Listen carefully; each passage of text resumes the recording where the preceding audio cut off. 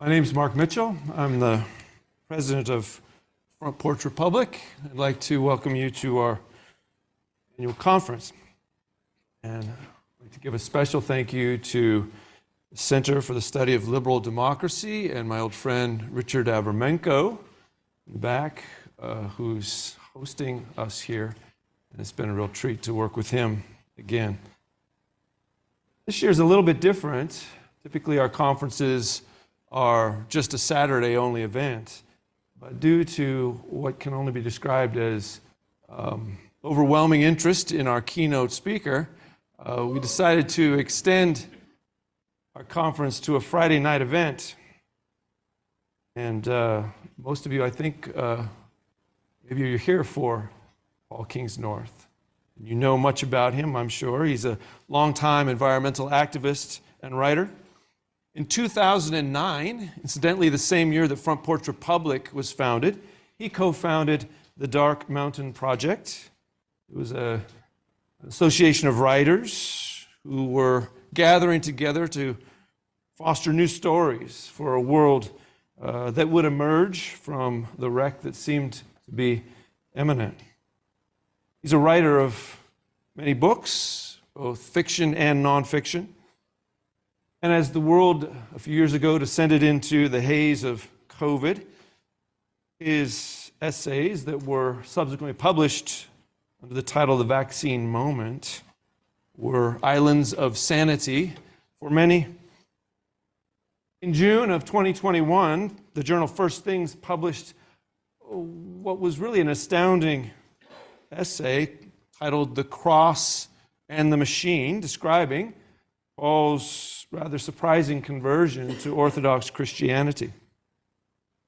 The last few years, his Substack, titled The Abbey of Misrule, has become required reading for a lot of people, and I assume many of us are eager every time a new essay drops. His series at the Abbey, describing various aspects of what he calls the machine, has provided a lot of clarity for these confused times. We at FPR are delighted that he has agreed to join us and has traveled so far to be here with us. So please join me in welcoming Paul Kingsnorth.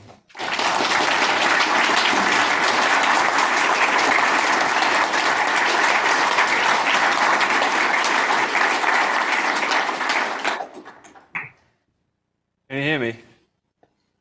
Okay. Quite a lot of pressure, isn't it? It's quite a lot of pressure to start with. So yeah, I have just flown 4,000 miles to come and talk to you about localism. So that's probably all I need to say, really. I'm just going to foreground my hypocrisy on that, because then we get that out of the way. You should probably take everything else I say with a pinch of salt as well. Let's get my water. Sometimes you need to swig when you've forgotten what you were going to say. So I have actually been reading Front Porch Republic on and off for a long time, so it is really nice to be here, actually. And it was a great honor to be invited. Didn't know what to expect. You never do when you come to these kinds of things. But what I like about it is I often feel when I'm reading it, and maybe I'll feel here today, that I'm in a place where people possibly share or at least understand whatever it is my politics are. Because I'm not sure what they are myself in terms of the way that we usually talk about these things. I've been on a long journey for 30 years or so. I'm one of those people who foolishly tries to work out what's going on in the world and I suppose what to do about it. But I've never found any kind of political home, really, or cultural home. And if you feel like that as well, then you'll find that the result of agreeing and disagreeing at the same time with almost every faction going is that you get called a colourful array of names by a lot of different sides, which I think is a sign of your being in the right place. I've had a beautifully diverse range of labels stuck on me over the years, including communist, anarchist, reactionary, crazy collapsitarian. I like that one, that was a good one. Woolly liberal, soy boy, nativist, cave dweller, Luddite, romantic, left-wing oikophile. That was Roger Scruton, actually, called me a left-wing oikophile. He wasn't insulting me, it was just descriptive. I was quite flattered. Left-wing oikophile, eco-socialist, eco-fascist, proto-fascist, I'm not sure what the difference is, doomer, nihilist, lower middle-class eco-toff. That was a good one. Lower middle-class toff was good. You have to be English to really get the complexity of that one. And my current favourite is environmental activist turned apocalyptic mystic. This is good. I like them all, really. I'm happy with them. But you can't get on really with either of the teams on the left and the right, I think, if you're paying attention, if those words even mean anything. I find, generally speaking, at the moment, a lot of people on the right are obsessed with preserving culture, whatever culture even is. They don't have very much interest in preserving nature. A lot of people on the left have exactly the opposite problem. Whereas I think I've always thought that not only do both of those things matter, nature and culture, but really they're the same thing. Or they're so intimately entwined that it's impossible for them not to be the same thing. There isn't a competition. And I think probably at root, if I were to think about the worldview that's informed everything I've written, whether it's fiction or non-fiction, whatever it quite is, some of the things I've written are a bit of both and a bit of neither. It boils down to a suspicion of power and a desire for roots. And I think that both of those are pretty natural and human and normal, and not really open to politicization very usefully. But we're in a time when everything's politicized, and so it's very difficult not to be labeled or to label yourself. But I think everything I've written over the last 25 years, which is 9 books now, soon to be 10, and a manifesto, the Dark Mountain Manifesto, goodness knows how many essays, lots of terrible journalism, some poetry, lots of that terrible as well. All of that has been an exploration in some form of those things. Desire for roots, whatever that means, suspicion of power. So I thought maybe, since I was asked to talk tonight, I'll just talk a bit about what that means and what I'm writing about it now and where it's maybe going. I'll try not to talk for too long because I've got to talk again tomorrow, and you can have too much Kingsnorth. And my family are here, so they definitely had too much of me talking. So look, let me talk about my neighbour, Vinny, who recently died. I live in rural Ireland, and our neighbour, a bachelor farmer, Vinny, born in 1927, lived in the little cottage next door, and he died a few weeks ago now. And Vinny was a character, as a lot of these people are. We only knew him towards the end of his life, but you'd always see him walking around with his cloth cap on, or driving his van incredibly slowly, very badly. The local mechanic got through a lot of work with him replacing the clutch every 3 months, because he couldn't really see, so he would drive like that. And he would always stop and say hello if you were there talking to him. It was interesting because he had a very thick Galway accent, and I had my English accent, so there was a real kind of ships passing in the night feel about it, but we did it anyway. And sometimes you would be woken up at 6 in the morning by Vinny banging on your window to tell you that his cows had got out again into your garden, because he was terrible at fencing, despite having such a long experience. But there was a particular type of bachelor farmer that is now dying out in Ireland, who really hadn't gone very far away from where they lived ever. And they would move around the community, and they would move around their land, and they would have their cows, and that was the work. And I went to the doctor a while back, and the doctor told me I had high cholesterol. It was all the stress, standing up doing things like this, I think. But the doctor said, don't do any more talks. So he didn't really, so it's, if I drop dead, it's your fault. But anyway, the doctor also told me that almost anybody under 40 now in Ireland has high cholesterol. It's all the terrible pizza and the kind of sedentary lifestyles, whereas people like Vinny very, very rarely have that problem, because all he did was walk around, he ate bacon and cabbage, he didn't really go anywhere, he was in his community. That combination of just being in the place with the people you are and being and doing the things you are is very particular, and it's gone now. And I went to Vinny's funeral, and in the little local church, and his nephew John, who is a farmer as well, usually very stoical man, was very emotional, and he gave a very moving sermon, a very moving talk. And he said he was really the last of his kind. There's very few people like this left. And he said he came from a time when everything was done by hand, or it wasn't done at all. That was the world he moved in. And when Vinny was born, this is 1927, and Ireland was really the last peasant culture of Europe, Western Europe anyway. And everything was done by hand and mostly made by hand as well. I mean, everything from the houses to the fencing to the clothing. And it wasn't so long ago. Material poverty was very common. So was organic community. Society was smaller, it was more localized, it was deeply religious. Where Vinny lived, which is where we live now, there certainly would have been no cars, no TVs, no electric wires, not till the 1960s. If you wanted to go into town, which is 6 or 7 miles distant, you'd have to walk or go on your bike, maybe go on a horse and cart if you had one of those. So that's the world he was born into, and by the time he died, he was in a local nursing home in the end, but had his family around him.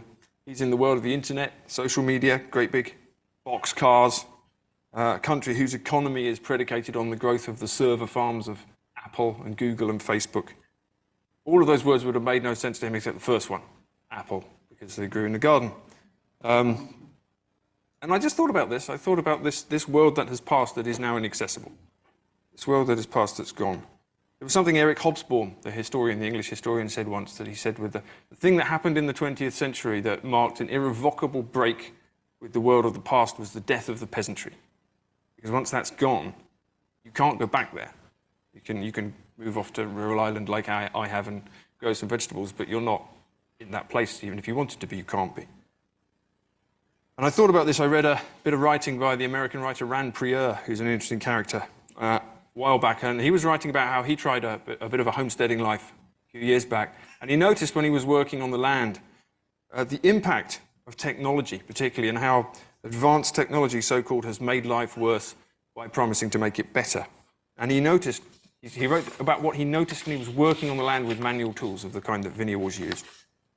And I thought it was good because I noticed the same thing. So he writes this: on my last trip to the land, I noticed something. Getting into a groove of mindless, repetitive work is centering. If you're feeling terrible, it makes you feel pretty good. If you're feeling super hyped, it makes you feel pretty good. So what happens when an entire society has all mindless, repetitive work done by machines? Now, instead of working your wood with hand tools, which is meditative, we do it with power tools, which is stressful because you can kill yourself at any moment. Right? It's the same with driving instead of walking. We've made progress according to one narrow equation, which is more transformation of the world per human attention. In many other ways, machine power is a serious misstep. Of course, it consumes more actual energy, which comes from hidden, unsustainable sources. Also, more transformation per attention means more stress and more and bigger mistakes. And finally, without the centering effect of meditative physical work, depressed people stay depressed, and fanatical people stay fanatical. All of them pushing us towards apocalypse. I thought that was pretty good. And I thought it said something very true. And it said that the life that people like Vinny led actually was more sane. Much more sane. Much smaller, but much more sane. And more human, but also not accessible to us anymore in the age of the machine. Can't go back to it. Some door has been shut. That death of the peasantry, that door's been shut. Now, a week before Vinny died, I was in Dublin with my wife, and we were attending a citizenship ceremony because we were granted Irish citizenship after living in the country for nearly 10 years. And there were 1,000 people at this ceremony, and they were from 131 countries. Now, Ireland has historically been a land of emigration, everybody leaving because of the poverty and the oppression and the imperial misery, really, over many centuries. Now it's a land of immigration, like much of modern Europe. Technically, Ireland is the richest country in Europe. You wouldn't actually know it to drive around on the terrible roads and go to the terrible hospitals, but it is, on paper at least. I don't know who's got the money, but there is a lot of money. And so obviously there's therefore a lot of inward migration, and that's changing the country in the way that it's changing countries everywhere now. So we've got globalism, liberalism, internationalism really coming to this country, as it's come to everywhere else. But there we were in this ceremony, and there was the fantastic great army band playing these songs. They were playing all these great Irish tunes, and then they also played Bohemian Rhapsody by Queen, which was the only song that got a round of applause from the audience. So there you go. And they sung the national anthem, and they had the colours were marched on the flag, and there was a minister and a retired High Court judge giving speeches, and it was lovely. Actually, it was really nice. It was very moving, very optimistic, and we sort of made temporary friends from all over the world, and some of them had been born in Ireland, and some of them had just come in, and some of them, like us, had been there for a while. And the judge, who was a real character, whose ancestry in Ireland went back many centuries. He said that after this ceremony, every single one of us in this room would be as Irish as him. I thought it was really nice. But I thought about this when Vinny died, and I thought, am I really as Irish as him? The answer is no, not really. I mean, legally I am. Legally I am, but culturally, no. Okay, I've come from somewhere else. I'm English. And not only am I English, but I'm from a particular class, a background, and a part of the country. So I could never feel like him. But at the same time, I've been in the country for 10 years, so I actually am feeling somewhat Irish. I'm feeling less English than I used to. I'm feeling less British than I used to. Something happens when you sort of transfer, but it's a slow process. It's interesting. It can't really be summed up by the piece of paper you have. And again, I was thinking about place, relationship to time, ancestry, all these sorts of things, what it means to be human, how much it matters. Now, I've always written about place and the relationship to that, and sometimes it gets me plaudits and sort of nice introductions, and sometimes it gets me an internet mobbing. And I've always done it for some slightly ill-understood reason. It's interesting to me. And it may be that the reason I relentlessly keep writing about place and belonging is that I've never really had a place I've belonged to. So I grew up in England, but my family always moved around. I don't have a hometown I can go back to and say, well, all of my ancestors are in the graveyard here. I don't have a home, a family home I can go to. My parents are always moving every 5 or 6 years. I'm an Englishman. I live in Ireland with my Anglo-Indian wife. I've got the blood of my Greek Cypriot grandmother swilling around my veins somewhere. So what does all this mean, belonging to a place? Does it matter? Does it matter? What's it about? Why do people talk about it? Why does it animate so much? Does it matter? And the question is going to get noisier. It's getting noisier all the time. Globalization, technology, lots of high levels of migration within countries, between countries. It's all accelerating. And we have a build your own identity movement at the moment, don't we, in which technology and politics are aligning and persuading the individual that they can literally be anything they want to be, and that technology can help them conform to whatever they think they want to be, whatever we think we want to be. So what does place or region or locality or nation or any of these sort of geographical belongings, geographical senses of human meaning, what do they mean to someone who's brought up online, where all the boundaries are blurred, deliberately, where all the identities can be chosen, defined and managed into existence? You can have relationships with people all over the world. What does history mean in that case? What does ancestry mean? When identity is self-made rather than inherited. These are all novel questions, really, for the time we're living in. We don't really know the answers to them. And I was quite interested in some of these essays I was writing over the last year or two to try and work out what a culture is. Since we're having a culture war, I thought maybe we should find out what a culture is. Since we're apparently all having a war over it, wouldn't it be good to work out what we're talking about? Because a lot of people don't seem to know. What is a culture? We're all talking about this stuff. Why do we care? Very struck by the fact that if you'd asked Vinny what his culture was, he would have no idea what the question even meant, I'm sure, or what his identity was, any of these sorts of things. You have one, you don't have to think about it. I want to talk a bit more about that tomorrow, but I came up with these slightly gimmicky notions in my essays, of these two different trinities which can define what a culture is. The modern trinity, the traditional trinity, if you like, trying to pin down what's changed about human culture, that we might want to fight about it, or that we just might feel so uprooted at the moment. I've called these little trinities the 3 S's and the 3 P's. I'm going to get these put on a t-shirt. I'm going to bring them and sell them next year. So here's a suggestion. We're going to have a Q&A at the end, so you can say anything you want about this, but I'll be quite interested to hear it. But my suggestion in one of the essays I was writing a year or so ago was that there are 4 key elements which make up a living human culture. So there's firstly a sacred source. Okay, that's a religious tradition. Speaks the name of God in its particular form. And then secondly, there's place, which is what I've just been talking about. Okay, nature itself, the localized manifestation of the world that you're in, the piece of the world you're in, wherever that is. Might be where you've come from, might be where you are, might be both. And then thirdly, you have culture from below, which you could call folk culture. And then fourthly, you have culture from above, which you can call high culture. And these elements are kind of deliberately ordered. They cascade down from the top one being a sacred source. Okay? Now, some might suggest that the first 2, which are essentially God and nature, could be swapped around, or that they're intertwined. Who knows? Depends on your tradition. But I think that whichever you choose, if you don't have a link to either place or spirit or both, then your culture will not only fail to flourish, but might not manifest at all. And you could see these four elements as four legs of a stool. You could maybe cut one off and the stool would still be sittable on, just about, be a bit wonky, but you might be able to manage without high culture or possibly folk culture. But for example, a nomadic culture doesn't really have a link to place.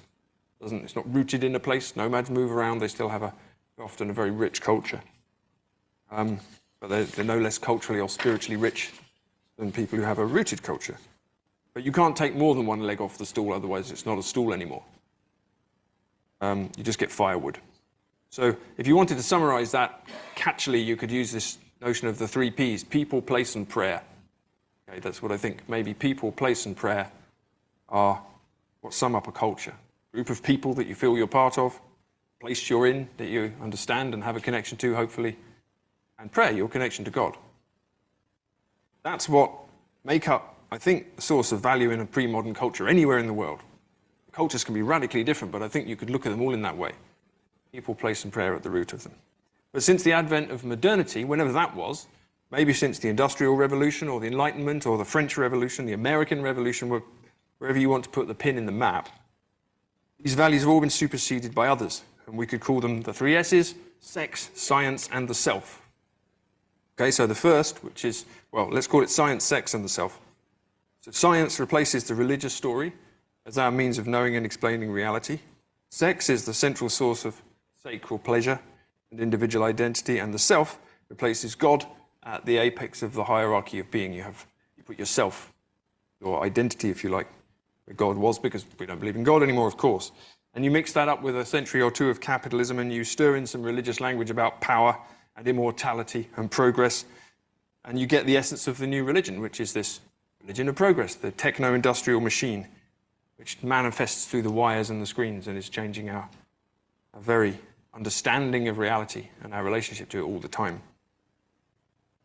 Now, Fritjof Schuon, traditionalist thinker, once said that the pre-modern world was a good thing, which contained much evil, and the modern world is an evil thing, which contains much good.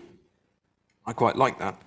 And he said that given that, it would be madness to prefer the modern world to the pre-modern world, which might be true. And my instinct is to agree with it, but can't go back to it. And if anything showed me that, it was in his funeral. Okay, his world died before he died. And you might be able to say, actually, that Ireland was briefly something of a front porch republic in the 20th century, although nobody sits on their front porches in Ireland because you get soaked. You do that. So they don't really have front porches, actually, but you know what I mean. But now it's a Silicon Valley colony. Its economy is run from California, and the last of the old peasants of Western Europe are on their way out now. And as one of them told the American writer Lawrence Millman many decades ago in a phrase which gave him the title for his great book about the Irish West, "Our like will not be here again." Yeah, our like will not be here again. And they're not. We're not their like. We're our like. And this is the time we've been given, and not only are we not living in Vinnie's world, which over here would probably be Wendell Berry's world, same sort of generation, I think. We're not even living in the world that existed from the post-war years until the 1990s, I think. The world of the counterculture, the world of the back to the landers, the world of liberalism, whatever it was, and the world I grew up in. Who can afford to go back to the land now? I don't know what it's like in America, but very few people can afford to go back to the land. You're a young person, you want to buy a few acres and a cow. You've got to be a millionaire to live simply in England, I can tell you. That's why I'm in Ireland. And anyway, you do go back to the land, you find out that there's exhausted soil and mosquitoes in October and the squirrels haven't gone home. Okay? You go back to the Shire and Sauron is scouring it. There is, it's one thing I've noticed in my 51 years on Earth. 51 years today, it's my birthday today, so thank you. This is obviously the thing I most wanted to do on my birthday, was to stand and nervously talk in front of a group of strangers. So you can be gentle with me, thanks. But one of the things I've noticed is that people need a place to be in the sense of the place they come from. They need roots, whatever those roots are, however they interpret those roots. They need a sense of roots, because we're not free-floating individuals that just move around the world like chess pieces on a chessboard. We situate ourselves in time and place. We all have what Simone Weil called this need for roots, great book, The Need for Roots by Simone Weil. If you haven't read it, you should. And the modern experiment is an experiment in pulling all those roots up and scattering us around all over the world, cut off from the past, chasing the money. This is what we do. And we're supposed to be compensated for by all the exciting gadgets and the apps and all the rest of it. It's interesting. And sometimes I think, without wanting to be rude, that America is the ultimate example of this great experiment. And yet Ireland and Europe fills up every summer with Americans coming back to look for their roots. Okay? The Irish make a lot of money off this. I tell you, there's a lot of money to be made because people want to know who they are and where they came from for different reasons. And it's interesting that the less we experience genuine roots, it seems to be, the more we want to talk about this thing called identity, which is something that fills up the gap where actual roots used to be. And people who have actual roots don't talk about identity because what is it? Who needs to? Don't really. So you can't live, I think, without the past, without place, without some sense of heritage or culture. And you shouldn't be too attached to it either, but you can't live without it. You have to have some line that connects you in some way to this notion of people, place, and prayer. So just to end, I'll ask this question, and I'll talk about this more tomorrow, but the question is where that actually leaves us in this kind of blank slate age, where we're so keen to believe that through our networks we can rebuild everything from scratch. Often I'm jealous of people like Vinny, because he never had to think about any of this. But here we are, and today we have to think about everything. We're more informed than everybody, as anyone has ever been, and we have to think about absolutely every aspect of our lives, define it, and argue about it, and see everybody else doing the same thing all the time. And you can go off to live in rural Ireland, but as long as you've got a smartphone now, you haven't escaped from anything. So that's why these days I find the third of these P's of mine, which is prayer, encroaching on all the other ones. Really, that's actually the root of the matter. And again, I'll talk more about this tomorrow. Maybe it's just me, but it gets harder and harder to live without it. Actually, it's the still point of the turning world. That's where I've come to after 30 years of flailing about, back to where I should have been in the first place. And the thing about prayer, it's also, and this is important, it's the thing that stops the other two, is people and place, from curdling into something nasty they can do, right? We know that. We know that. We know where too much attachment to people and place leads. We've seen what history gives us there. We all know what sort of brutality and bigotry and smallness we're all capable of. In the name of those things. Well, we're capable of it in the name of almost anything, but certainly in the name of our people and our place, we can do terrible things to each other. So the question, I've had it for years, how can you be rooted without falling into that trap? Rooted but not too rooted. How can you love places without idolizing them, or belong to a community without fossilizing it? Without being motivated by fear that what you've got is going to die, which of course it is, because everything does. I don't know what the answer is, because if I did, I could write a definitive book and then I could retire. It's always been my plan, but it hasn't happened yet. But maybe it has something to do with holding lightly to all of this. Because we're not Vinny's generation, but we can't be placeless and rootless, and we can't want to be, and we can't be anyway. So how do you do it? You hold lightly to it, perhaps. Stand your ground, but don't become too rigid. Doing that. Be in your place like a tree that bends with the wind, but doesn't break because of the storm. There's a lot of storms now. There's a lot of fear and anger tempting us to be rigid, punch back.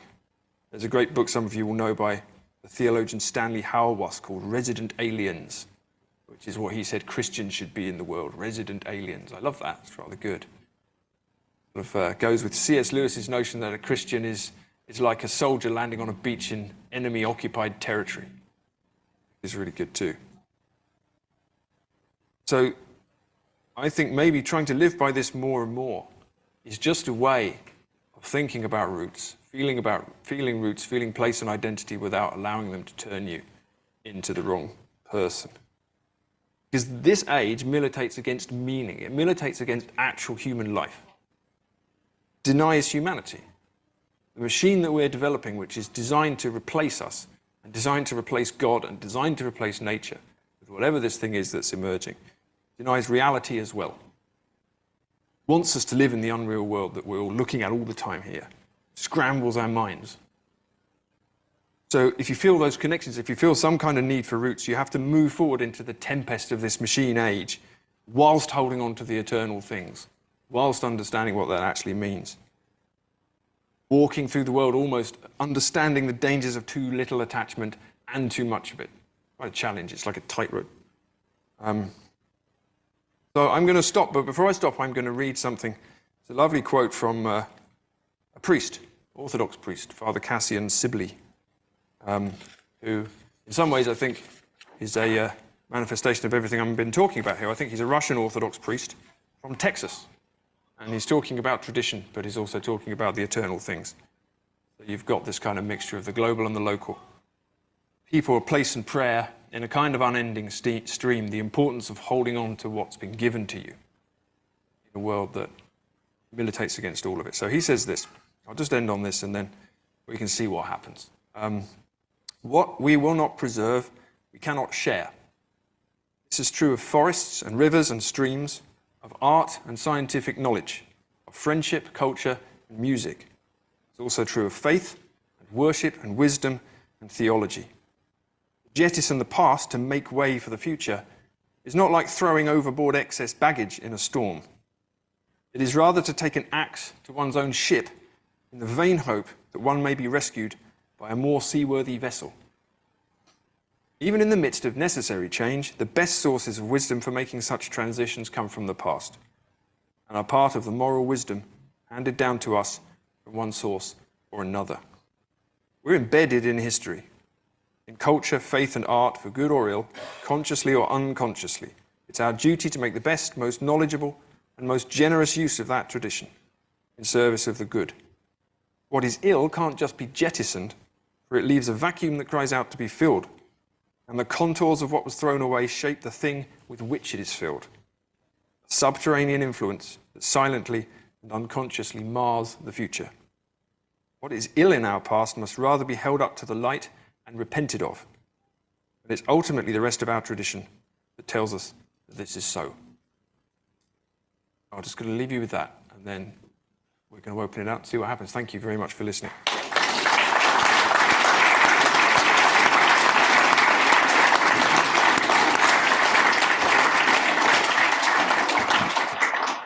Well, thank you, Paul.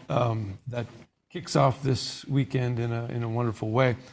And we have left a lot of time today, intentionally tonight, for questions, discussion with Paul, and just an opportunity to interact with him. There's a standing mic here at the center aisle, and this obviously favors the bold and the and here we already see. Come the bold. The bold are coming. But what I would request is, just in the interest of getting as much give and take as possible, that your questions are questions, and if they go on too long, I guess I'll use my prerogative to ask you to sort it down. But this is just an opportunity to talk to Paul, and so.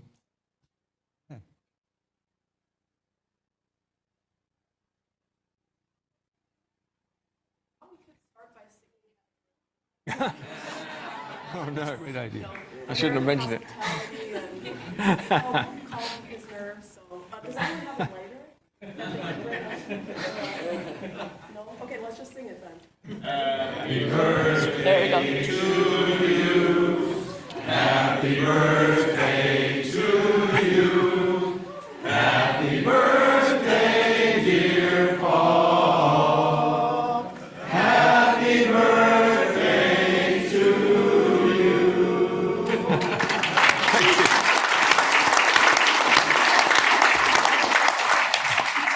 Oh, thank you. That was very nice. Thank you. Very harmonic as well. Yeah. Please. Good evening. My name is Hans Neldner. Question for you. What would you say to Mark Andreessen? Say to. Mark Andreessen, who just wrote a manifesto about techno-optimist manifesto. I haven't read it actually, although I've heard his name. Okay. No, I've read a lot of techno-optimist manifestos in my time.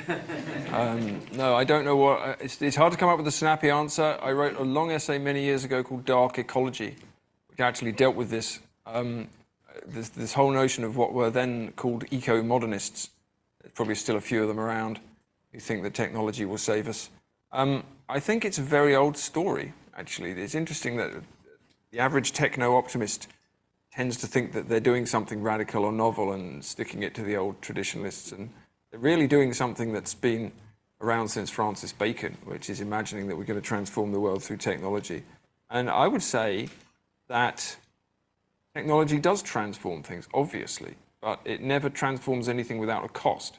And what a techno-optimist usually wants to do is look at the benefit but not at the cost. I mean, similarly, a Luddite like myself often looks at the cost and not the benefit, right? But there's no moving forward cost-free. So you can invent, I'll give an example, obvious example, you can invent the motor car, right? The motor car has utterly transformed the whole of society in every way, just in 100 years, in a way that would never have been predicted when it was invented. I mean, it's completely remade cities, it's completely remade our relationship to place, it's poured goodness knows how much carbon into the atmosphere, it's created the oil industry as we know, it's radically changed everything. It's given lots of people the freedom to go places they could never have gone before, completely changed the economy for better or for worse, but it comes with a huge cost. So what I would say is that I would like to see somebody who is not just pushing out the usual manifesto for techno-optimism. I don't think that technology is going to take us anywhere other than into radical self-love. That's what I think it's going to do, because I think it's going to destroy all the things that can't be measured. That's what it's done. And as much as anything, it's about measurement, because the things I'm trying to talk about here, the reason probably that I can't stop writing about them is it isn't very easy to define and measure them. It's not easy to define and measure actually anything important in a human life, right? Your love for your children, or your sense of religion, or your sense of place or culture. None of this can actually be defined. That's why it matters. But you can define the techno-progress. So you move forward with your techno-progress and you get very narrow benefits, and then you lose all these other things. But you can't prove it because none of it can be measured. So that's a very, very long-winded response to what I would say to him and other techno-optimists. But I think they're taking us to hell and they think they're taking us to heaven. That's the short answer. Do you have how much of it is a kind of self-worship? Because it strikes me that the most clever and creative boys want everybody in the world to think that whatever they happen to find most amusing is going to save us. Possibly, yeah. I mean, I do think there's a utopianism at the heart of the Silicon Valley project, which is absolutely foregrounded. If we just keep going down the tech route, then we get to a very narrow version of what American guys from California think is utopia, which isn't anyway. But it's very much, as I say, it's quite an old-fashioned movement now. It's a utopian movement, and technology ultimately is going to. I'm going to talk about this tomorrow, so I won't talk about it too much now. But technology replaces God, and science replaces religion, and we end up with something that's actually very metaphysical, but it's pretending to be something else. So that's what I think is going on. But as I say, I'll talk about that a bit more tomorrow. Part of the significance, it seems, you mentioned Sauron. It's almost as if Sauron has invented devices that not only destroy but implicate us in all that he's doing in the project. We become almost unwilling participants if we're even existing in the world in any kind of way that's not living in a cave. Yeah, I'm really struck by the fact that Sauron gives everyone these little rings, and every single one of them is a listening device, right? So everyone thinks, oh, cool, this is great. Anyone's got a smartphone, you recognize this, right? Oh, this is great, look at all the cool stuff this does. But he's listening to you. He can see everything you're doing, and then, of course, you're slowly being enslaved, slowly being turned into a ring wraith. Yeah, but of course you think, and then, of course, you're like Boromir in the end. You say, well, if only I had the ring, I'd do good things with the ring. So maybe technology can be used for good, etc. So, yeah, you have to, the only way is to throw the ring into the volcano. I'm sorry, it's just, I come back to that again and again. That's what you got to do.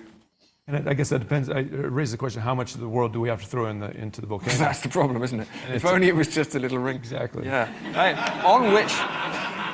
on which note, I did see yesterday, in fact, my family, we were watching this on TV in the hotel room here, an advert for a smart ring, right? You get these now, they're actually smart rings, and they monitor your Yeah, everything. They monitor everything you do, like your blood pressure. You can tell whether your heartbeat's going well. You put these little things on, and there's this great advert. Everyone's smiling, wearing their smart rings, going around becoming. I mean, it's literally a smart ring. And these people, they either have never read Tolkien, or they have read Tolkien, and they're just laughing at you as you buy the smart ring. There actually is a smart ring now. Wow. I don't know if it has Elvish words in it, but it's amazing. It's like I think I wrote in that dark ecology essay that it's difficult to know whether the guys in Silicon Valley read all of the warnings that sci-fi novelists have written over the last 20 years and thought, oh great, this is an instruction manual, right?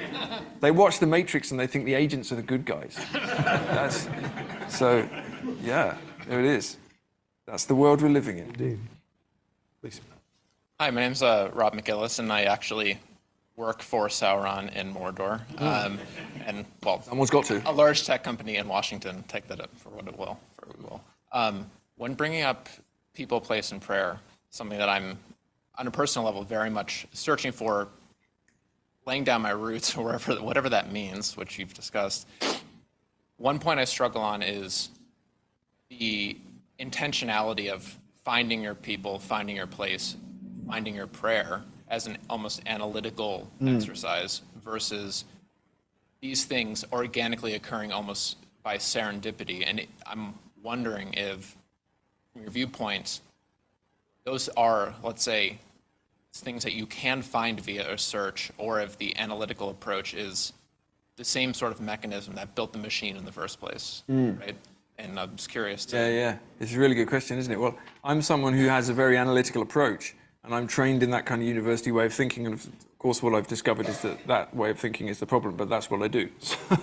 So my solution to it is to try and write from it. But it's interesting because I think modern people like us, including me, we just don't have an alternative but to go and look for it if we don't have it, right? Because I'm not Vinny, so I'm not just born in this place where my parents came from and I just can unproblematically just go and be a farmer, because I'm just a university-educated guy from quite a mobile family in the south of England. And this is the world we're in now, and everyone's moving. So you actually have to go somewhere and try and make it happen. And yet, at the same time, what happens is that if you start doing it, it starts happening. So we went to rural Ireland for sort of lots of different reasons, partly economic, because that's where we could afford to actually buy a small house and some land, and we couldn't afford it in Britain, where we both come from. And yet, I feel like we've put down roots there as a family. Despite not having any Irish ancestry at all, we've been very welcome there. Still not Irish, but that's okay, it doesn't matter really. But that place feels like it's sort of held us, I think. And it wasn't exactly analytical, it was just like, well, let's go here because this will do, and we know some people, and let's give it a go. What's the worst that could happen? And then we sank into it and stayed there. And in terms of prayer, for me, I became an Orthodox Christian. I've written about this a lot. It was not an intended thing. I would never have intended to do that. It's just been sometimes I still can't believe I'm on a stage talking about being an Orthodox Christian to people. I mean, I would never have imagined that happened, but it happened. I went on a search for what the meaning of God was, and that's where I was taken. So it wasn't exactly, the question was deliberate, but it wasn't a process of analysis. I didn't sit down with 10 books about different religions and go, which one is the best one? It's the thing that evolves. So I think you have to, if you haven't got those things, you've got to go looking for them. Right. And you just go, right, I'm just going to do it. And then, but at some point you've got to make a decision, right? I'm going to go here. I'm going to follow this path. And my people are, whoever comes around me or whatever, it'll happen. But I think for someone like you and someone like me, we don't have any choice but to do that. So but that's the time we're in, so that's okay. Maybe that's the job we have to do, So we just have to go where we're going, That's my answer, I suppose. And how useful it is. I'm here to hear what you have to say. What can you do? What can you do? It's interesting that you landed in a liturgical expression of the faith that is not something that you can simply derive from a kind of rational process, but it's something that's embodied and practiced and a kind of rhythmic inhabiting exactly that. Of a way of being. Exactly that. I mean, you could say that the central power of a divine liturgy in Orthodoxy is not open to analysis. I mean, it can be analysed, and it is, obviously, by theologians, but it's not doing something at that level. It's a process of deep engagement. And Orthodoxy is like that. It's very, very physical and immanent and engaged in that kind of process. So it's not an analytical, there's no process of analysis, it's engagement. You wouldn't have a process of analysis going on if you were talking to someone you love or just being with them. It's more like that. So yeah, absolutely. I ended up in a place that was very deliberately not an analytical, intellectual manifestation of whatever faith is. Does it have a kind of analog to what you talked about at the beginning of your talk tonight, of physical labor that's not rooted in a machine, but it rooted in a kind of craftsmanship, that there's a kind of rhythm and pattern that is centering? Yeah, I think that's a good way of looking at it. I mean, if you go to a divine liturgy, you're involved in something that's been going on for 1,500 years around the world in different languages, and it's really changed very little. And it's a deep immersion in something that is very real, that is right there, that is happening there. It's not something that's going on at a distance. It's not reading about something. It's not listening to a lecture about theology or even God. It's like God is in the room here. Something is going on. And it's exactly that. It's something you just sort of, at your best, you surrender to it if you go in with the right attitude, and then something happens. You know, something is happening to you in all of these things. People, place, and prayer, I suppose. Something's happening to you. You're not in charge of it. That's probably what I'm trying to get at. Hi, my name is Eric Brendy. A little louder. Hi, my name is Eric Brendy. What caught my ear was your statement that we can never go back to being peasants. And you're probably aware that Hilaire Belloc said something very similar, but he wasn't quite so pessimistic. He said it takes, how did he put it? Takes one generation, I got it wrong in my head, but it takes 3 generations to make a peasant, is the end of the sentence. And so he thinks it can happen, it could be regenerated. And I know from my own experience, I took my family to live with the Amish for a few years, and we almost stayed with them, but we ended up moving back to the big city. We live in St. Louis now, and I raised my 3 kids in the big city of St. Louis, right within view of the Arch, without a car, without a cell phone, without internet, without television. And it worked, for the most part.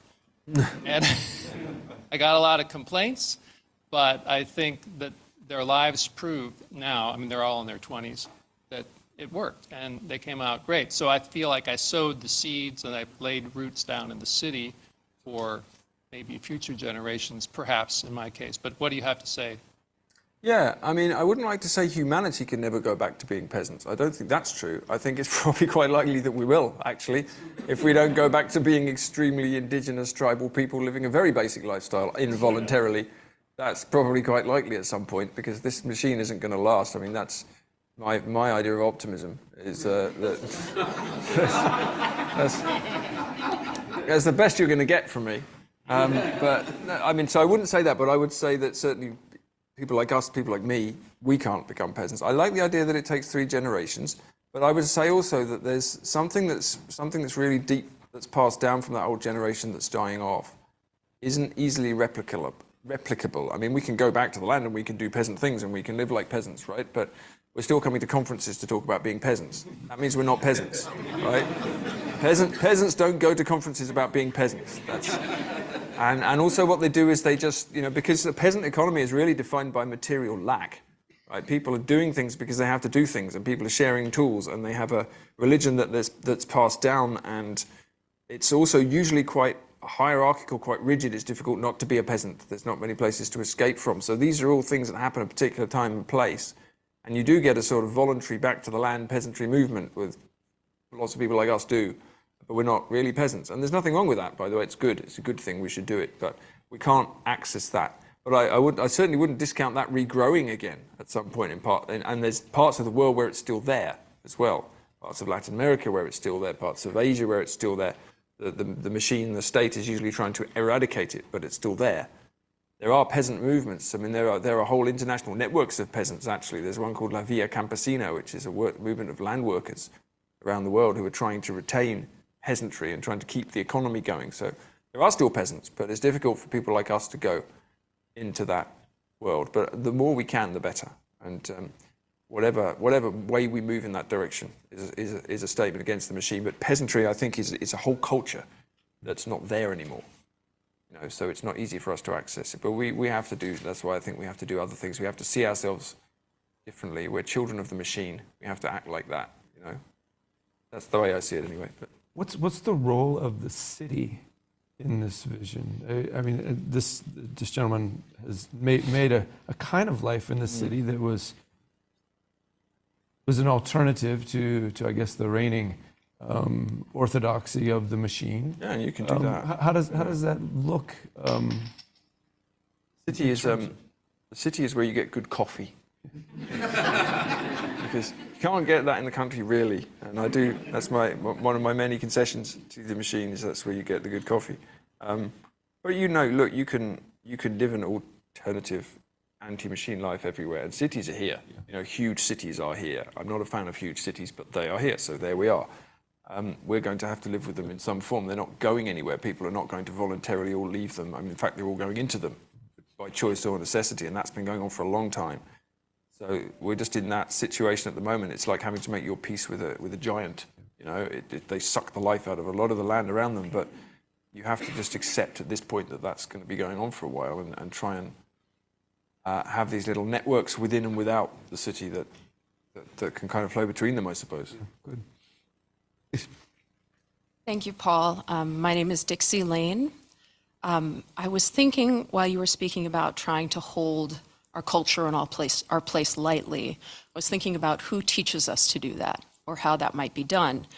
And I thought it's generations. That's handed down through generations. We can tell stories of stasis, we can tell stories of change, and the older generations can help the younger ones learn how to manage what's going on in the present day.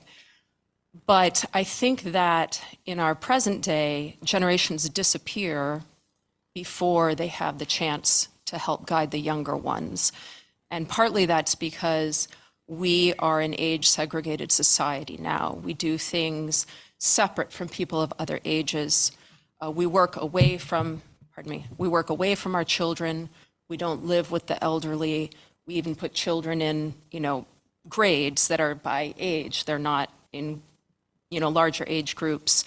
And also, we seem to have flipped our sense that a person was in their prime of life, in their 50s perhaps, to focusing mostly on what people in their early 20s, their 20s in general, think and are trying to do. And so I'm wondering if you have any ideas about how we who may not actually have a connection to the generation above us in our families or in our communities can help regain that wisdom or seek to stop that chain from continuing so that we can address change generationally in a way that brings wisdom from the past. Yeah, that's really important, isn't it? I wish I could come up with a great idea. Just solve this enormous social problem for me.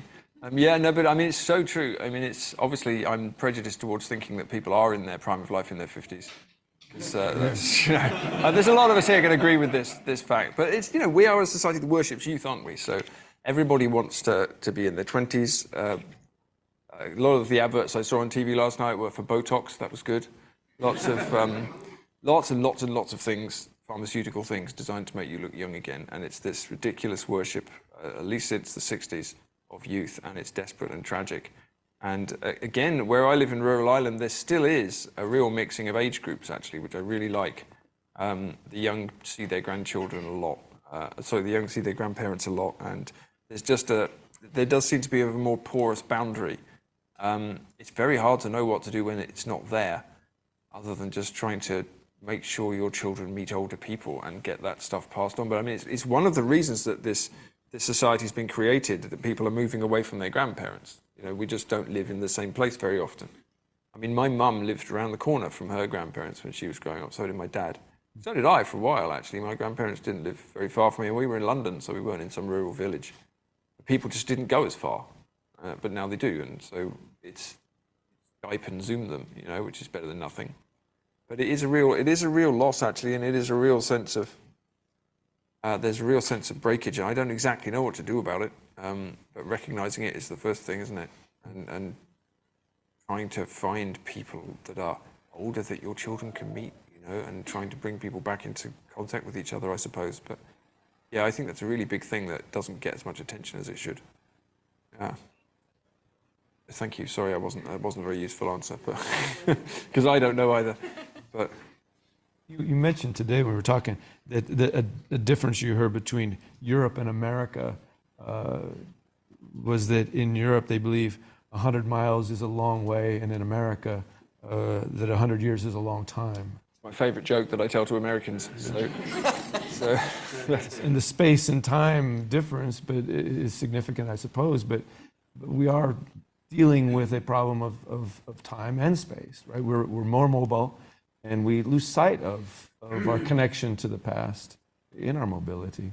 And Well, related. I do think America is the great, it's the great model of this. This is what you do here, right? You come here and you can give up your past, and you can become an individual, and you can grow, and you've got this great new land, and that's the model that the rest of the world has followed. At least the rest of the West has followed, but a lot of the rest of the world too, right? Everyone wants to be American because there's a great promise in that, a massive promise, and a huge amount of stuff can be generated, not just material stuff, but cultural stuff. And a lot of people, the Irish love America because so many Irish people came here and they escaped genuine misery and poverty, and that was good, and they love it. But there's a loss at the heart of it because you give up the things, consciously or unconsciously, that you had that were roots. That's that model that we all follow now. And so there's this great, it's like a nuclear explosion, it's like splitting the atom, there's this great power that comes from it. And yet at the same time, lots of things are shriveled up by it. So yeah, it is that, isn't it? It's that. And once you've done that, you find that you've cut yourself off from things that you look back on and you think, well, maybe they mattered after all, but I don't know how to get them back now. So that feels like the place we're in. And we're all thrashing around, again, I'll talk about this a bit more tomorrow, but thrashing around looking for identities to replace the actual real things that were organic that we had before. You can't create them that quickly. They don't, Please. Hi, Paul. My name is Nathaniel Marshall. You had mentioned just a minute ago being children of the machine. I think his name was Rob, the employee of the machine, who brought up analytical thought as being one of the tools or faculties that was instrumental in building the machine. But you pointed out that you use a similar faculty in your own journey. A couple of us were talking earlier about the concept of yin and yang, and how even in the symbol, in the white is a spot of the black, and in the black is a spot of the white. There's a bit present from the other that is both sort of opposing, but then also inhabits the opposite. What are, in your thoughts, some other elements from the machine or features and faculties that we possess as children of the machine that can be used fruitfully for building whatever it is that we're all here trying to build? Yeah, those are the big questions, aren't they? Again, all the big questions coming tonight. You've got 5 seconds. No, your time starts now. Good. I should have a big clock behind me. With a badger on it, probably. We're seeing a lot of this badger today. Yeah, look, so that's the thing, isn't it? So this is the kind of Sauron question again, right? Can you use the ring against Sauron? And because we're all in the machine, once you start talking about the machine, you have to start defining where its edges are, and that's impossible because we're all in it. So as I say, I can go off and live in the country, but I've got a car and a laptop, so I'm still in it too. And I don't know anyone who's not. I mean, I have a friend who actually lives in a self-built cabin, and he has no electricity, and he doesn't go online, but he still has to use his girlfriend's mobile phone sometimes to text people, right? So does that count? I mean, he's done more than most of us, but there's no place where you can go and be pure and escape it all. So the question is what level of engagement you have. And I think you can only do that on a personal level or on a community level by working out whether what level of engagement is going to free you and what level of engagement is going to damage you. And it's difficult to do it, actually, but somebody mentioned the Amish earlier, who I don't know a lot about, but what I do know is that there's a principle there of when a new technology is engaged with, the question is always, what does this do for the community? Does it benefit the community? Does it damage it? We give it some time, and then we get together and we see. It's a really intelligent way to have a relationship with technology, because the unintelligent thing to do would be to just embrace everything, which is what we generally do. Go, oh, cool, a new app, brilliant. Or to just reject everything and try to escape the machine completely, which you can't do. So you have to have an intelligent relationship with it. And that's, I think, the question is not so much what things can we use and what things can't we use, but how are you going to bring them in close to you, whilst asking that question? What's the actual impact of this? What would the criteria be? What impact does this have on my personal life, my relationship with my family, my community, my relationship with nature? What am I losing? What am I gaining? Am I getting addicted to this? We're all going to be using the internet, right? There's no getting away from using the internet. None of you would have read my stuff if it wasn't for the existence of the internet. So here we are. So to what degree do you engage with that?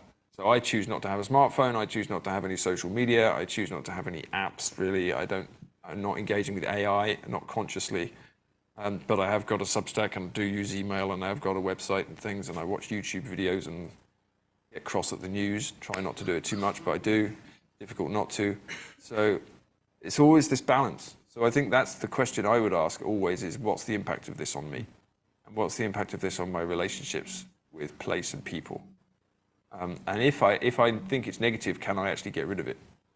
Will I be able to live without it? So that's the question. It's easier to do that if you're in some kind of community, even if it's just your family or a group of other people like you, because then you've got other people to lean on when you're doing it. So that's probably what I'd say to that. Yeah. Hi, my name is Nadia Hagedorn, and I am actually writing a fictional book on artificial intelligence. So I was wondering how soon you think that the technology will fully develop and what you think it will look like. That's the question. That's the big one, isn't it? Well, I wrote a novel which was also sort of about a fictional version of artificial intelligence called Alexandria a couple of years ago.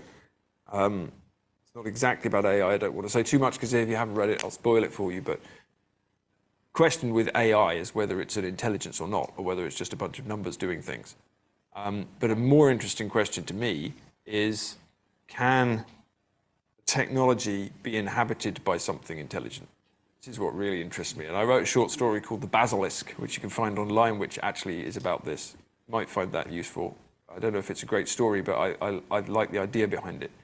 And the question is whether artificial intelligence is not so much the creation of a new being as the portal that can be inhabited by beings that are already there. That's the question that interests me. And if it is, then is that also true of the internet as a whole? And if that's true, then are these little gadgets in your hand, which, by the way, have often a little logo on the back with an apple with a bite out of it. Probably noticed that, right? It's just a coincidence, though. Coincidence. Are those things a portal for something else that's going on? So the question is, what actually is this? I don't really believe that humans could create a new form of life. I don't think we can actually do that. But we could create something that looks like one, or something that could be inhabited by one. And there's no doubt at all that artificial intelligence could do a massive amount of damage, because all of the people developing it keep telling us that. So that's the thing. What I do think is it's moving very fast. It's moving very fast. I mean, you could have written about this or talked about this 6 months ago and it would have been different to what's going on now. So something's going very, very fast. And I wrote a few essays about this recently, and the thing that frightened me is that when you talk to the developers, they say, we don't know what's happening. We're a bit scared. We think we should probably have a pause, but we don't know how to because there's an arms race going on. So I don't know how fast things will happen. I don't know whether we'll be able to actually build a real intelligence. I don't think we could. But I think that we're going to cause a huge amount of trouble, and we don't even really know what we're doing, as usual. Not the first time that's happened. But this is what I mean about us trying to create God. There's a disturbing number of these transhumanists and AI developers who will openly say we're building God. Again, I'll talk about this a bit tomorrow. But so I think there's a great kind of hubristic religious desire that we have to create this great thing, but we don't know what Pandora's box we're opening up. But it seems like there's also this, along with this desire to create some kind of God, a desire to be unified to it. It's a kind of perverse, materialistic desire for theosis, isn't it? That to be unified with this new thing that we're calling a God that we're creating. If you kill God, you have to replace God, right? And since we think we've killed God, subconsciously or consciously, we need some great power. But I think that's what's going on. But good luck with your book. Thank you. Good luck. I hope it works out well. Hey, Paul. My name's Sam Granger. No relation to the hall, by the way. That's fun walking into a place with your name on it. It's easy to remember where you need to enter it in the GPS. Anyway, so let's just say that you're the ruler of the world and you get to control everyone's technology. This is a dangerous premise for an author who's obsessed with the apocalypse. It's a bit, yeah. But what is one technology that you say, yeah, all right, everyone can have that? And what is one piece of technology that you say, yeah, no one gets that? And if your answer is a smartphone, I'll just take that one off the table. So let's just assume that's probably bad. That's okay. Well, yeah, I did say I was suspicious of power, so probably because if I was ruler of the world, it'd be a disaster, wouldn't it? Well, if I was ruler of the world, the first thing I'd do is I'd turn the internet off, right? So I'd just find the big red button that turns the internet off, and I'd just turn it off. The internet would be banned. Okay, you just have to deal with it because we've only had it for 30 years, and it was fine before that. Right? It was better. Plenty of us here can remember that it was better before. It just was. So you're going to have to go back to looking in encyclopedias and going and talking to people and that sort of stuff. So I'm turning the internet off. No one gets it. And there'll be a mass trauma amongst Generation Z for a few weeks. But they'll have to just look at things and talk to people. What's one that everybody gets? What does everybody get? I don't know, I'll have to give them all a scythe, I suppose. No? Give them a scythe. Learn to cut the grass. You can have a scythe or an axe, but you have to use them for what they're intended to be used for, and not for trying to attack me because I turned the internet off. So that's my answer. There it is. I'm going to turn off the internet and give people weapons. Yeah. What's the worst that could happen? Now that you put it like that, I might have to think this through further. All right, okay. Maybe I'll do it. Yeah, all right, okay. Well, this is why I can't be ruler of the world, you see. It's just a weird disaster. But anyway, it's a good question. Thank you. Yes. I'll think it through more. Hello, I'm Davin. Thanks for coming, and happy birthday again. Thank you. I wanted to ask you if you've given much thought on it, because it occurs to me that there's these very potent discourses that I'm kind of skeptical of the way that they're used, but about colonization and plantations, refugees, all these sort of systemic efforts to strip people of first their place, but then also break their tie to their ancestors, break their tie to their indigenous language, and then break their tie to their offspring, and then recreate them as these kind of perfect workers, which does seem like a possibility. I mean, it speaks exactly to what's happening to people today, especially young people, as they're bombarded with these sort of generational shifts of adoption where their parents are stupid, they don't want to have any kids, they see themselves as doomed, and I wonder, then what's first that's maybe a way to critique this situation, but then what are the ways out of it? I mean, you speak about family life, you've sought Wicca, an invented tradition which creates a ancestry, for your thought, and then of course your exploration of Christianity as well. But I wonder, what is a possibility? What are some of the possibilities that you think of for recreating a connection to one's ancestors and building an affection for one's arrival at this present moment that anticipates their, future generations, which is what I think needs to happen. Yeah, it's really interesting, isn't it? So what's going on at the moment in Western countries is kind of wild ancestor abuse, right? Where we hold our ancestors responsible for every crime in the world. And some of those crimes were real, okay? So there's a reason that's happening. And I have this sense that there's a young generation that is so alienated from its past because of this machine we're living in, and so susceptible to narratives about that, and so simplistic about them, that it's interesting. So you could look at America and you could say, well, okay, there's all this narrative around about the colonization of the Native Americans and their destruction, and that's true, right? You can't pretend that's not true. And if there was a generation which was romanticizing the West and romanticizing the cowboys and trying to bury that history, then that had to come out. But now what happens in reaction to that is you colonize yourselves, actually. There was an essay I wrote about this a while back. I talked about Robert Bly's book, The Sibling Society, which was written in the 1990s. And Bly talked about how what was happening was that all of the the tools of colonization, which you just mentioned, when an empire goes in and colonizes a people, it deliberately breaks its ties to the past, and it deliberately takes its language away, and it deliberately puts its children into schools that break its religious traditions and colonize it and try to destroy the culture of those people so they can be brought into the empire. And America did do that, and Britain did that, and Rome did that, and that's what happens. So you can't pretend that didn't happen. But now we're doing that to ourselves, right? And Bly talked about creating what he called a sibling society. So we don't, instead of having what he called a vertical society, which is the way societies usually work, which is a little bit of what I've been talking about tonight. So you inherit things from your ancestors. Some of those things are good, some of those things are bad. You have to take them as they come. You have to, repent for your past sometimes, but you also inherit the good things. Those are the things that make you who you are, for good or for bad, and no one's perfect, right? So you have this vertical society, but Bly said what we've created now is a horizontal society, where we're all siblings to each other. We reject the past, then we also don't have any faith in the future. Because we reject the past, we can't believe in the future, right? Because all our ancestors were evil, so we're evil, so there's no future we can create, so why have children, and we're all going to die anyway. And so we all become these siblings, brothers and sisters. We're all on the same level, and we hate hierarchy, and we hate tradition. And again, sometimes there's a good reason for that. These are things that are good to be skeptical of. But if you bust it all down, you've got nothing except a kind of permanent present, which everyone's a kind of teenager. And there's nothing to pass on. There's nothing you've inherited. There's nothing you believe in. If you try to speak up for your ancestry, well, you might be a fascist anyway, so you probably better not do that. It's impossible to have the conversation. And once you've blasted that vertical society apart and created a horizontal one, the only thing to do probably is to recreate it in some way. But then you have to be careful how you do that, because you could romanticize the past, or you could become an actual fascist. You could do all sorts of things. So there's got to be a way of intelligently engaging with it. And I think this is probably some part of the reason I became an Orthodox Christian, not consciously.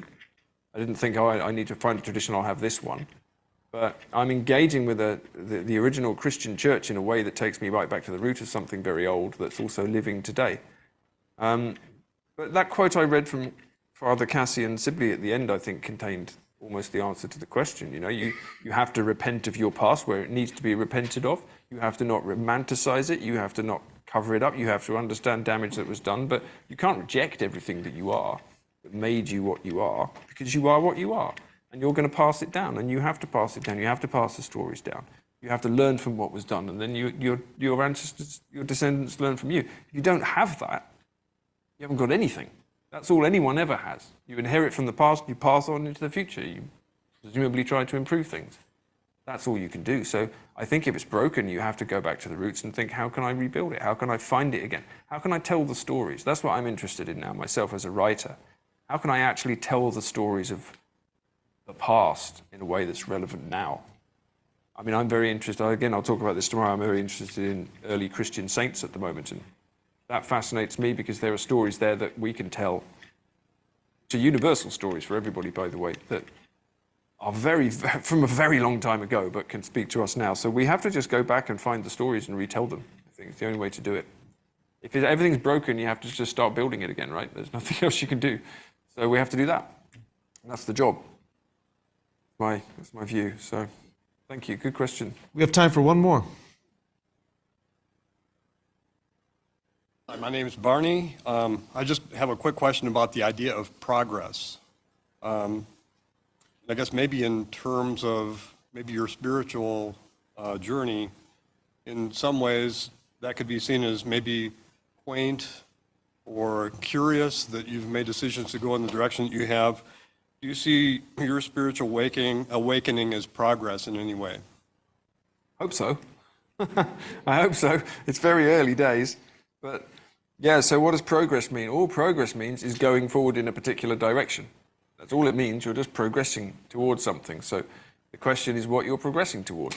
We do want to progress towards some things, don't we? We do want to progress towards spiritual improvement. We would like to progress towards probably having a better society in some ways than we've got now. There are all things that we can all think of things that we'd like to progress in a direction of improvement, and then we'll all argue about what that means, and that's what politics is. That's not going away. So I hope it's progress. Yeah, I hope it's progress. What we tend to talk of when we use the word progress now in this culture is as we were just saying, shearing away the past and just going into this utopian future. It's a very utopian notion. And it's also boundless. We think that what I would call the myth of progress is the notion that things will always inevitably improve in this temporal realm, because that's just what modernity is, because we've got science and we've got technology and we've got analysis, and so things will just get better. And this is broadly what a progressive thinks, whatever you quite mean by that word, not even necessarily in the political sense, but somebody who thinks that despite bumps in the road, humanity is progressing towards being morally better and culturally better. I don't believe that's true. I don't think we've changed very much in about however long, thousands of years, in terms of the way we do it. So I think spiritual progress is almost the only form of progress worth pursuing. But I'm 51 today, and so it's been very late for me to discover how to start on the road of spiritual progress. But better late than never, I hope. But yes, I think so. So progress, we probably think it's good. That's all fine. But the question is what the destination is.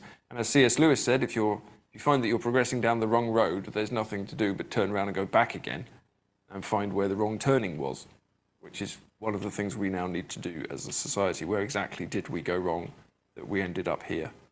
Might have been a lot of wrong turnings, but that's not a popular view, but it's going to be done. It's going to be done one way or the other, whether we like it or not. We're going back until we get it right.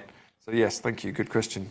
And I suppose we'll hear more about that tomorrow, exactly where we went wrong and how we could perhaps... I'm going to solve all of the world's problems tomorrow. That's what we're looking forward to. And 2 o'clock, it's all going to happen. So and that's something we can all come back and hear. So look forward to that. Yes, thank you. And sorry for those of you who didn't get to ask the questions, but come and ask them tomorrow as well. There'll be time tomorrow. Priority. And, thank you, Paul, for Thank this. you. It's been great.